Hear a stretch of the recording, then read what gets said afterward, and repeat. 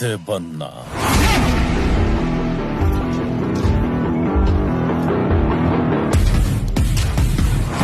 ರಾಕಿ ದುಬೈಗೆ ಹೋಗಿದ್ದು 2 ಕಾರಣಕ್ಕೆ. ಇನ್ನೊಂದು ಕಾರಣ ಯಾವುದು? ಅವನು ಸಾಕಷ್ಟು ದುಡ್ಡು ತಗೊಂಡು ಹೋಗಿದ್ನಲ್ಲ. But wasn't that an advance for the gold Inayat Khalil was sending? No.